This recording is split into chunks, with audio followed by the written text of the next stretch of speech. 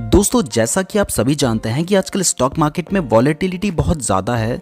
US economy में recession या stagflation आने का डर बना हुआ है, जिसकी वजह से स्टॉक मार्केट में रिस्क काफ़ी बढ़ गया है।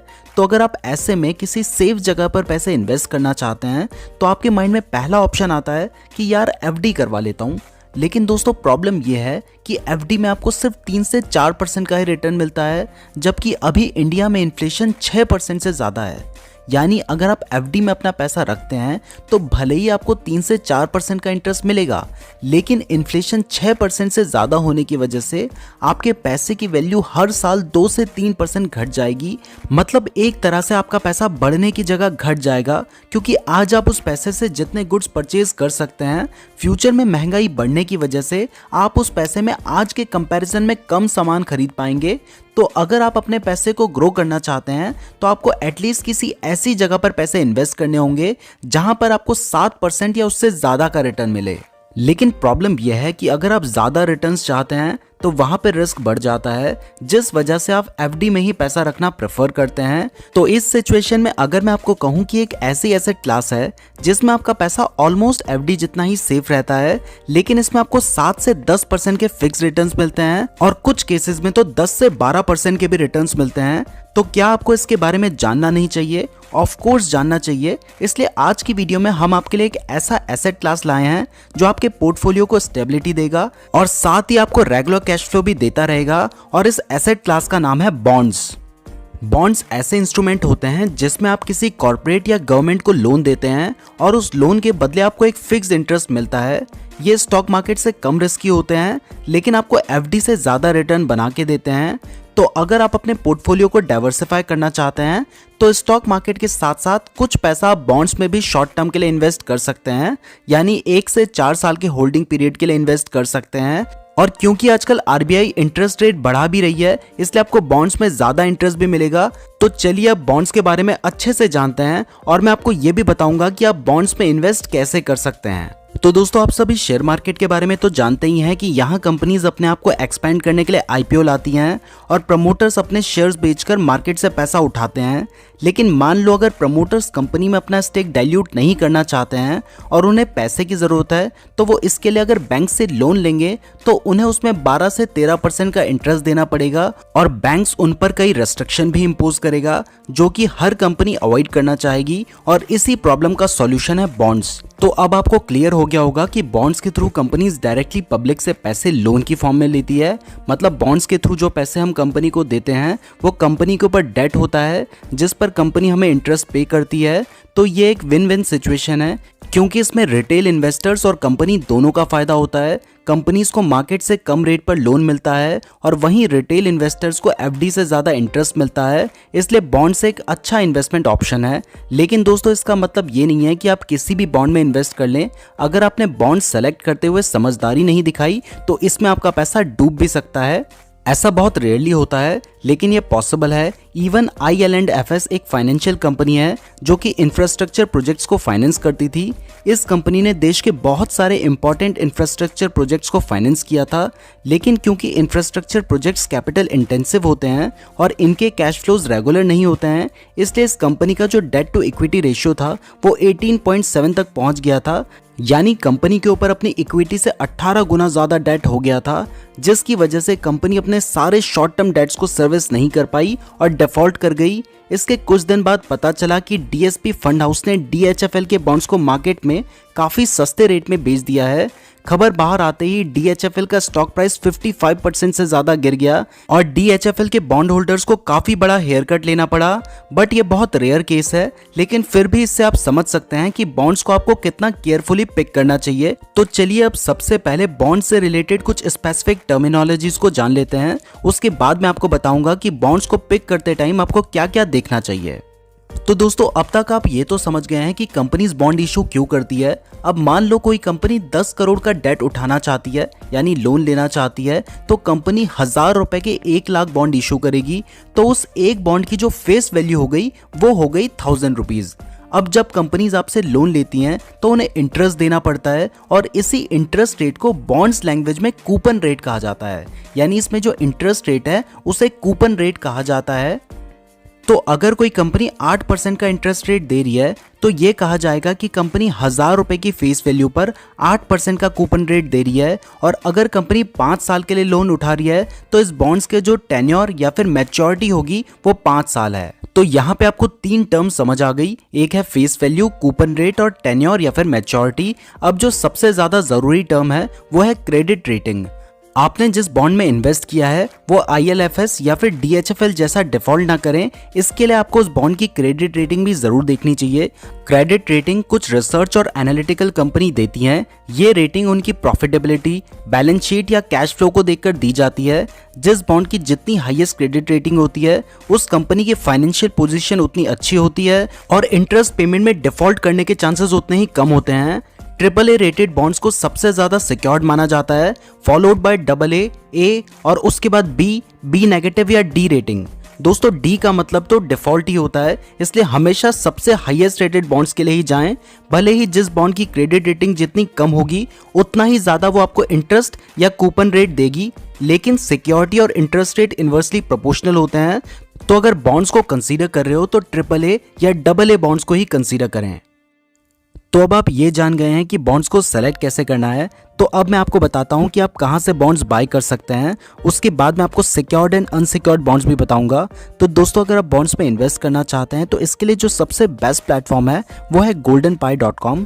मैं ऐसा इसलिए कह रहा हूं क्योंकि GoldenPie is backed by Zerodha and partnered with axis direct, IIFL securities and Bajaj finance securities limited. तो इसलिए आप इस पर ट्रस्ट कर सकते हैं और साथ ही इसमें सबसे ज्यादा रेंज है बॉन्ड्स की, जैसे कि NBFCs, banks, PSUs, corporates etcetera.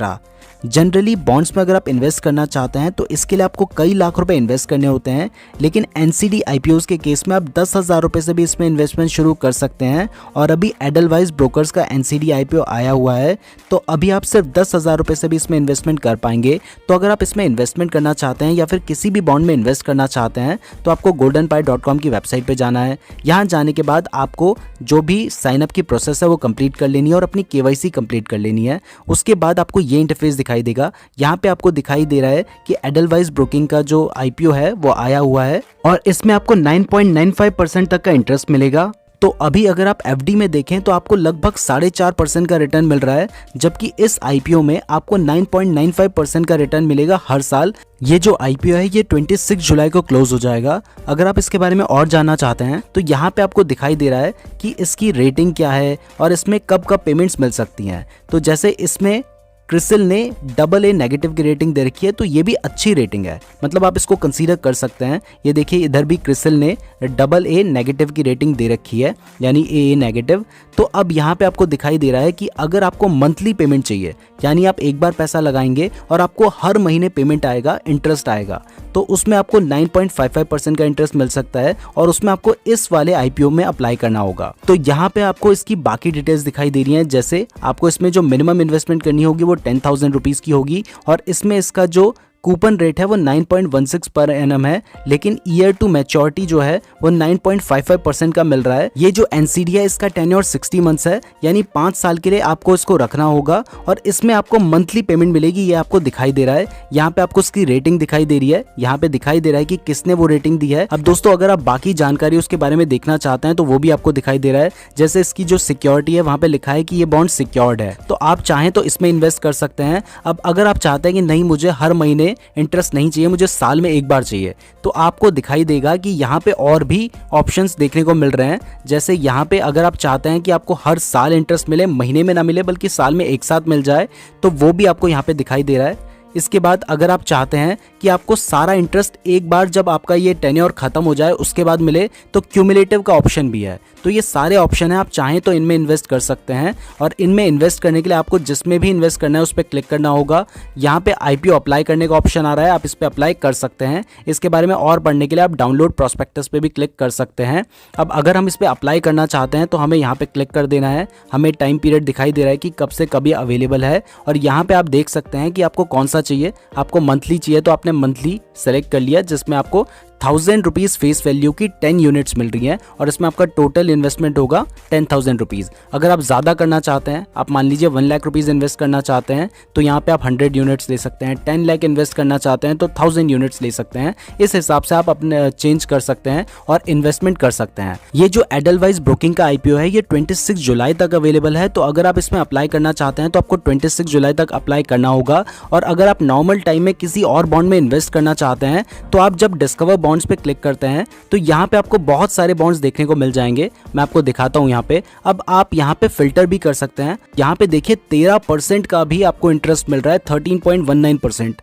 मतलब कई बार तो स्टॉक मार्केट में भी इतना इंटरेस्ट मिलना मुश्किल हो जाता है जब मार्केट साइडवेज चल रहा होता है, लेकिन यहाँ पे आपको 13.19% का फिक्स इंटरेस्ट मिलेगा। और यहाँ पे आप रेटिंग्स देखें, AA इसकी रेटिंग है, यानी रेटिंग भी बहुत अच्छी है। और इसमें आपको जो पेमेंट होगी वो ईयरली पेमेंट होगी। इसके अलावा आप देखेंगे 12.95% का मिल रहा है। इसके अलावा यहाँ पे 12.75% का मिल रहा है और साथ में उसमें जो मिनिमम इन्वेस्टमेंट है वो भी आपको दिखाई दे रही है। ये उसमें कब आपको इंटरेस्ट मिलेगा वो भी आपको दिखाई दे रहा है। अब अगर आप ये देखना चाहते हैं कि मुझे सबसे ज्यादा सेफ चाहिए, मुझे AAA रेटेड बॉन्ड में इन्वेस्ट करना है, तो आपको यहाँ फिल्टर से सेलेक्ट कर लेना है AAA रेटेड बॉन्ड्स। तो आपको दिखाई दे रहा है यहाँ पे आदित्य बिरला फाइनेंस लिमिटेड का बॉन्ड है जो कि 8.08% का इंटरेस्ट दे रहा है, यानी FD से लगभग डबल आपको इंटरेस्ट दे रहा है। इसमें जो पेमेंट होगी वो हर साल होगी और ये एक AAA रेटेड बॉन्ड है जो कि सबसे ज्यादा सेफ माना जाता है। और ये ICRA की रेटिंग है जो कि बहुत बड़ी फाइनेंशियल कंपनी है, तो आप इसकी रेटिंग पर ट्रस्ट कर सकते हैं। तो दोस्तों इस तरीके से आप गोल्डन पाई का यूज करके बॉन्ड्स में इन्वेस्ट कर सकते हैं। गोल्डन पाई का लिंक मैंने आपको डिस्क्रिप्शन पे दिया है। अब दोस्तों बॉन्ड्स दो टाइप के होते हैं, एक होते हैं सिक्योर्ड और दूसरे होते हैं अनसिक्योर्ड बॉन्ड्स। इसको एक एग्जांपल से समझते हैं। जैसे आप कभी बैंक के पास लोन लेने जाते हैं तो बैंक पहला तो आपकी इनकम देखता है कि आप उस लोन को चुका सकते हैं या नहीं, लेकिन इसके साथ ही आपको कुछ मॉर्गेज रखने के लिए भी कहता है, यानी एक कोलेट्रल। वैसे ही कंपनीज जब बॉन्ड्स इशू करती हैं तो वो बॉन्ड्स सिक्योर्ड या कोलेट्रलाइज्ड होते हैं, यानी कंपनी अगर डिफॉल्ट करती भी है तो वो बॉन्ड्स के पीछे रखे हुए कोलेट्रल को बेचकर बॉन्ड होल्डर को पैसा वापस किया जा सकता है। तो सिक्योर्ड बॉन्ड्स वो होते हैं जिसके पीछे कोलेट्रल रखा हुआ होता है और अनसिक्योर्ड बॉन्ड्स वो होते हैं जिसके पीछे कोई भी कोलेट्रल नहीं रखा होता। इसलिए दोस्तों हमेशा उन्हीं बॉन्ड्स को खरीदें जो कि सिक्योर्ड हो। ध्यान रहे दोस्तों कि कई सारे AAA रेटेड बॉन्ड्स भी सिक्योर हों, ऐसा जरूरी नहीं है। तो इसलिए सिर्फ क्रेडिट रेटिंग नहीं बल्कि बॉन्ड्स कोलेट्रल से सिक्योर्ड है या नहीं ये भी जरूर देख लीजिएगा। अब दोस्तों जैसे हम स्टॉक्स को IPO या फिर सेकेंडरी मार्केट से खरीद सकते हैं, वैसे ही बॉन्ड्स को भी आप IPO या सेकेंडरी मार्केट से खरीद सकते हैं। अगर आप बॉन्ड्स के IPO में इन्वेस्ट करते हो तो आप इन बॉन्ड्स को फेस वैल्यू पे खरीद रहे हो, तो आपको कंपनी ने जो कूपन रेट प्रॉमिस किया है वही मिलेगा। लेकिन अगर आप बॉन्ड्स को सेकेंडरी मार्केट से खरीदेंगे तो आप कभी भी उस बॉन्ड को फेस वैल्यू पे नहीं खरीद पाओगे। इस केस में आपको वो बॉन्ड या तो फेस वैल्यू से कम या फिर ज्यादा प्राइस में मिलेगा और तब आपका कूपन रेट ज्यादा या कम हो सकता है। अगर आपने फेस वैल्यू से कम में खरीदा होगा तो आपको ज्यादा इंटरेस्ट मिलेगा, और वहीं अगर आपने फेस वैल्यू से ज्यादा रेट पे खरीदा होगा तो आपको कम इंटरेस्ट मिलेगा। और इसी कंसेप्ट को कहा जाता है यील्ड टू मैच्योरिटी।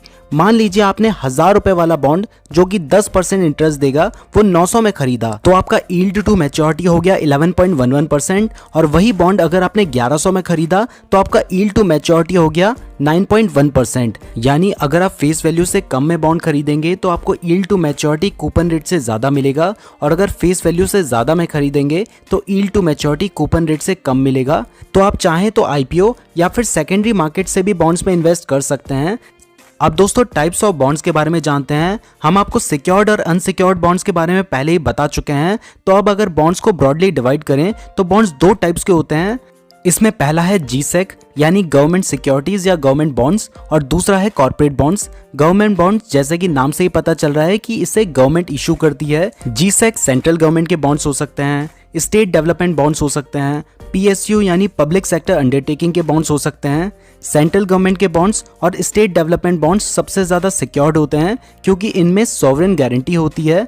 इसके साथ ही गवर्नमेंट कभी भी लोन्स पे डिफॉल्ट नहीं कर सकती। अगर गवर्नमेंट ही लोन्स पे डिफॉल्ट कर देगी तो समझ लीजिए इकोनॉमी ही खत्म हो गई और तब पैसा किसी भी काम नहीं आएगा। इसलिए गवर्नमेंट बॉन्ड सबसे ज्यादा सिक्योर्ड होते हैं। इन्हें आप FD जितना ही सिक्योर मान सकते हैं, और PSU बॉन्ड्स भी उससे थोड़ा कम सिक्योर होते हैं लेकिन बहुत हद तक सिक्योर होते हैं, क्योंकि PSU गवर्नमेंट बैक्ड कंपनी है तो उनके भी डिफॉल्ट करने के चांसेस कम है। और इनके बाद आते हैं कॉर्पोरेट बॉन्ड्स, यानी वो बॉन्ड्स जो प्राइवेट कंपनीज इशू करती हैं।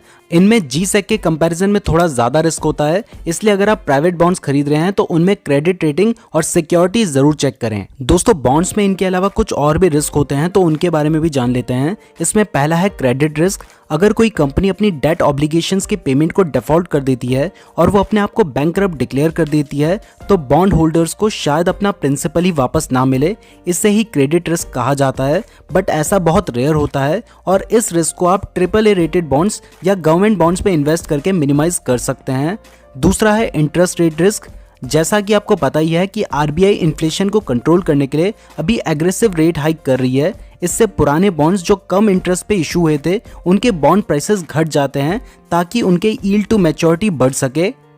इसे एक एग्जाम्पल से समझते हैं। मान लो एक कंपनी ने पिछले साल 8% के रेट पे बॉन्ड इशू किया था। अब उस समय क्योंकि इंटरेस्ट रेट कम था इसलिए उसने आपको भी कम इंटरेस्ट दिया। अब जब इंटरेस्ट रेट्स बढ़ रहे हैं तो लोग वो बॉन्ड्स क्यों खरीदेंगे जो कम इंटरेस्ट रेट दे रहे हैं, तो लोग वही बॉन्ड्स खरीदेंगे जो मार्केट में ज्यादा इंटरेस्ट रेट दे रहे हैं। इसलिए जो लोग बॉन्ड्स को मैच्योरिटी से पहले बेचना चाहते हैं उन्हें उस बॉन्ड को फेस वैल्यू से कम में सेल करना पड़ेगा ताकि बॉन्ड्स के यील्ड टू मैच्योरिटी ज्यादा हो सके और सेलर उस बॉन्ड की तरफ अट्रैक्ट हो। और उसी तरह मान लीजिए कल इंटरेस्ट रेट घट जाते हैं तो आपके बॉन्ड्स की जो प्राइस हैं वो ज्यादा होंगे जिससे यील्ड टू मैच्योरिटी एडजस्ट हो सके। इसलिए मार्केट के डिमांड एंड सप्लाई से बॉन्ड प्राइसेस डिटरमाइन होते हैं और उसे हम इंटरेस्ट रेट रिस्क कहते हैं। और दोस्तों थर्ड रिस्क है लिक्विडिटी रिस्क। मान लो आपने एक बॉन्ड लिया जिसकी मैच्योरिटी 8 साल बाद हो, लेकिन 3 साल के बाद आपको पैसे की जरूरत पड़ी तो आपको ये बॉन्ड बाजार में सेल करने हैं, तो आपको ये सस्ते में बेचने पड़ेंगे। क्योंकि इंडिया में बॉन्ड मार्केट उतना मैच्योर नहीं है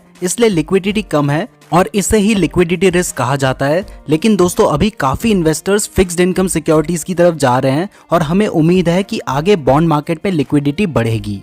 अब दोस्तों कंक्लूजन में मैं आपको कुछ टिप्स दे रहा हूं जो कि आपको बॉन्ड्स खरीदते हुए काम आएंगी। इसमें पहला है कि हमेशा आपको बॉन्ड खरीदने से पहले उसकी क्रेडिट रेटिंग चेक कर लेनी है। अगर आप कॉर्पोरेट बॉन्ड्स खरीद रहे हैं तो AAA रेटेड या फिर AA रेटेड बॉन्ड्स ही खरीदें। बॉन्ड्स में रिस्क मत लीजिए, आप अपने कैपिटल की प्रोटेक्शन पे ज्यादा ध्यान दीजिए। दूसरा है कि कॉर्पोरेट बॉन्ड्स हमेशा बड़े कॉर्पोरेट हाउस जैसे टाटा, बिरला, रिलायंस, बजाज के ही खरीदें। इन ग्रुप्स के डिफॉल्ट करने के चांसेस बहुत कम हैं, तो ये ग्रुप काफी सेफ रहते हैं। तीसरा है हमेशा बॉन्ड्स की सिक्योरिटी चेक कर लीजिए, यानी बॉन्ड्स कोलेटरलाइज्ड होने चाहिए, वो ज्यादा बेटर रहेगा। फोर्थ है कि बॉन्ड्स की सीनियरिटी भी चेक कर लीजिए, यानी अगर कल कंपनी डिफॉल्ट करती है तो बॉन्ड होल्डर्स को सीनियर या प्रायोरिटाइज्ड किया गया होना चाहिए। फिफ्थ है कि सिर्फ उन्हीं बॉन्ड्स में पैसा लगाएं जिन्हें आप मैच्योरिटी पीरियड तक होल्ड कर सकते हैं, क्योंकि इंडिया में डेट मार्केट में वॉल्यूम कम है, इसलिए ऐसा भी हो सकता है कि आपको बॉन्ड्स बेचने की जरूरत पड़े तो उस टाइम पे आपको सेल करने में प्रॉब्लम आए।